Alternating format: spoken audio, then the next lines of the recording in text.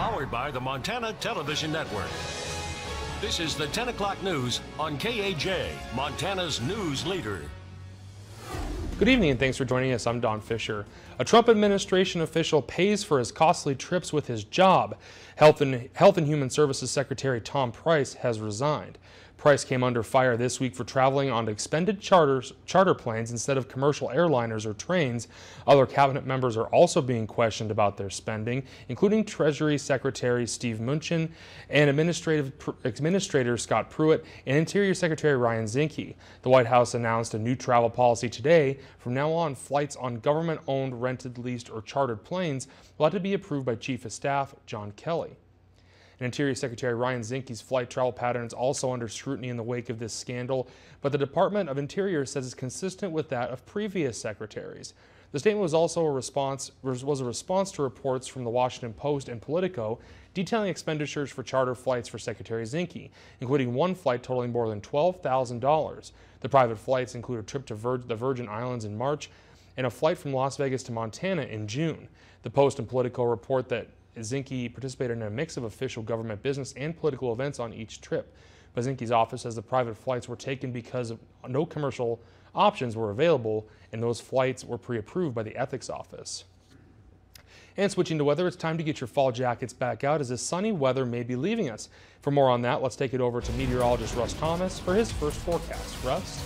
Yeah, I definitely want to have that jacket because temperatures are going to drop, and I think that maybe the biggest shock, so to speak, on the system might be tomorrow because we're going to be about 20 degrees cooler for the high temperature than what we saw today. Right now, 54 in Missoula, also in Polson, 48 in Kalispell, 57 in Hamilton, still mid-60s in Thompson Falls, also 67 in Sealy. Feeling good out there in Sealy Lake. Now look at our satellite and radar image, and again you can see clouds and showers approaching from the west. Saturday will feature rain, but I do think we'll get a little sun in there. Your complete forecast is coming up in just a few minutes.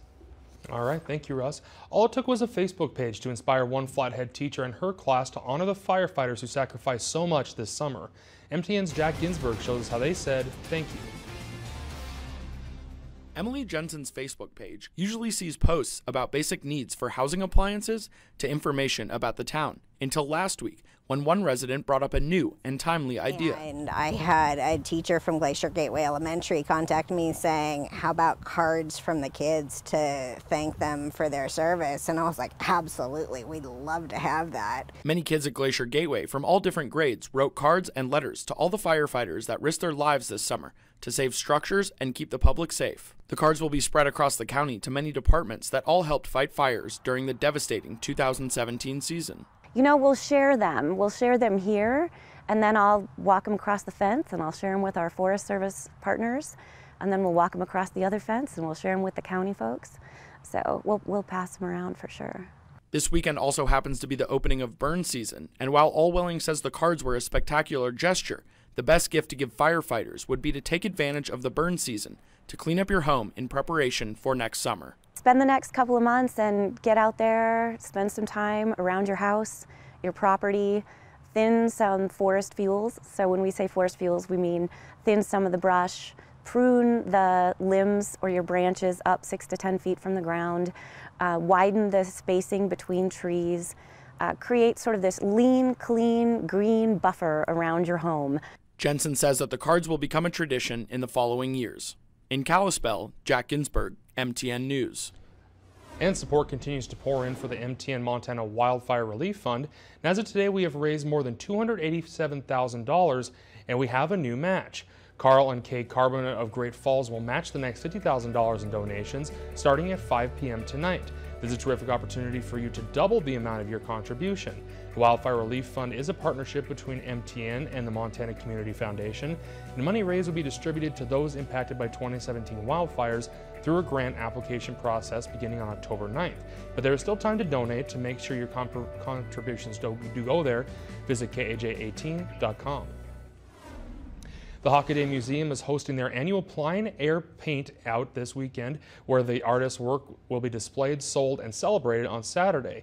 The event sends artists out to Glacier National Park, the Flathead, and Swan Valleys to paint for 3 days. Each artist then comes back and chooses 2 pieces to be displayed at the event and party this weekend. After all that, the artists choose only one of their paintings to be exhibited in the museum beyond the sale and party. Museum Director Casey Johnson says this event is a great chance for artists to experience fall in Montana and Glacier National Park. We're an hour away from the park. We can get our artists out there, and a lot of them have never experienced that type of wilderness before. So it's a really unique time for them to come. And the event will run from 5 to 8 p.m. and the exhibition will be on display until December 7th. Salute to Service is brought to you by Flathead Electric Cooperative, your not-for-profit member-owned co-op. On this week's Salute to Service, MTN's Nicole Miller introduces us to Lori Morris, this year's Noble Caregiver Award winner, who serves Prestige Assisted Living in Kalispell. You're touching it with your nail, touch it with your finger. Ram. There you go.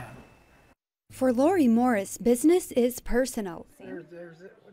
Morris has served as Life Enrichment Director at Prestige Assisted Living in Kalispell since 2015. When I'm here, it's all about my residents. It's all about their best interest. Never without a smile and a positive attitude, Lori befriends each resident she serves. I care for their mental stability, their physical, their happiness. I make sure that they get engaged here. Morris's personal touch goes above and beyond as she takes the time to connect with every resident. Hi guys, how are ya? I think she's just very good because she is so down to earth. You don't feel like you're going in front of somebody that maybe knows more than you do, even though I know she does. Recently, Morris learned she's received the 2017 Noble Caregiver in Assisted Living Award. She was chosen from nominees from all over our country. Lori was nominated for the award by her colleagues, who say she not only makes life better here at Prestige Living for the residents, but also for them, and they caught it all on camera. I was astonished. My boss and our CRD came into my office and explained to me, can we go outside real quick? And they sat me down on a bench, and Patty, my boss, started reading me this email, and it finally said, Lori Morris is the winner of this NCAL award. We nominated Lori because Prestige started a new wellness program called Celebrations. There's 5 components of the celebration: making new friends, expanding your mind, living better, expressing yourself, making a difference, and enjoying life. And we felt like she really excelled. She makes it fun here. She makes it a family atmosphere. You see people out and about, not just all in their rooms. You see them connecting and getting together. Reporting in Kalispell, Nicole Miller, MTN News. And Morris will be recognized next month at the special awards ceremony during the 11th Annual National Center for Assisted Day in Las Vegas later on this year. Montanans earning minimum wage will notice a slight bump in pay come 2018. Governor Steve Bullock announced today that minimum wage will rise from $8.15 an hour to $8.30 an hour, effective January 1st. In 2017, the industry with the largest number of workers earning minimum wage was the accommodations and food industry, followed by the retail trade industry. The Montana Code annotated requires the Department of Labor industry to adjust the state's minimum wage for inflation using the Consumer Price Index. An estimated 3,900 workers, or approximately 0.9% of the workforce, receive minimum wage. Coming up, you may need your umbrella this weekend as some cool and wet conditions move in. Russ tells us how much valley rain and mountain snow we could see. But it was a beautiful night to be out on the football field, and later we'll have a complete wrap-up of all the action from the gridiron in Sports Extra.